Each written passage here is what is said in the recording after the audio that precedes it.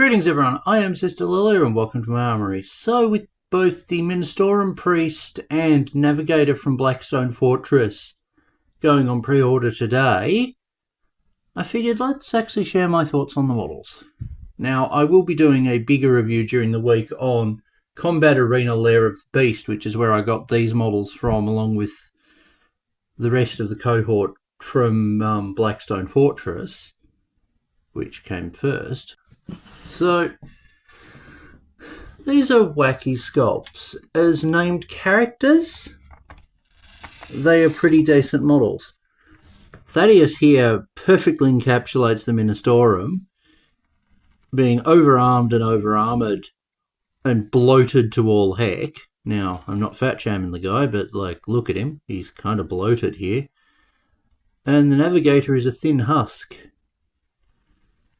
wandering through space with but a walking cane and a third eye, which is fitting given, you know, the navigator is a psyker who uses their psychic abilities to see through the warp and guide ships. Now, both models as character models are decent. I share more thoughts on them as character models in the video on Combat Arena Lair of the Beast, but as non-named, just generic units in the ministorum priest and navigator, these models aren't great. The lack of options for them hurts them. Thaddeus here has just this loadout.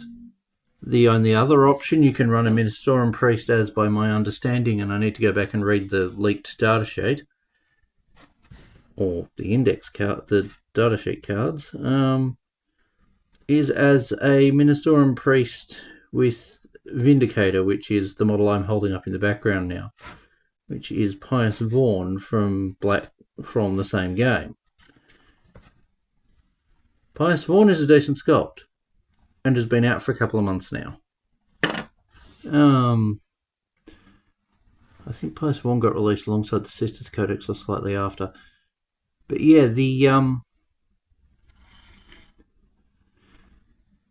these models need more options.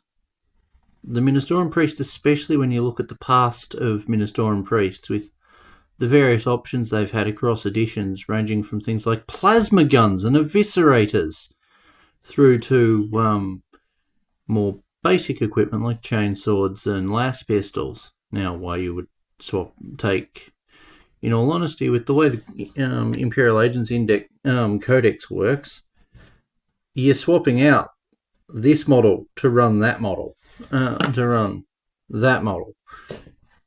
Doesn't seem like a very good idea. Gotta love GW's rules writing team. Design-wise, though, the sculpt of the model is good. Now, the plastic that these are in is a bit more brittle than what GW uses. So, trimming seam lines and such tends to result in a bit more of a mess. But these are decent sculpts. I particularly like the little servitor with the macro stubber there that is renamed to something else. The navigator has been turned into tech priests by many people, and I can see why. Thaddeus here, though, Thaddeus is very much just Thaddeus. Depending on how you paint him, you could end up with some different looking versions of the character. Let's just, case in point, whoops. We have two versions that I'm working on at the moment.